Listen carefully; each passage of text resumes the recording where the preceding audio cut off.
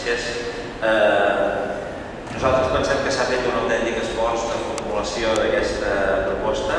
Aquest esforç ha anat dirigit precisament a que sigui un marc de desenvolupament per la realització d'aquestes consultes que poden tenir el seu origen, tenen el seu origen en un ric teixit social que moltes vegades compleix i omple funcionalitats que el mateix equip de govern, el mateix govern pot tenir de mancança perquè no hi arriba o no hi vol arribar.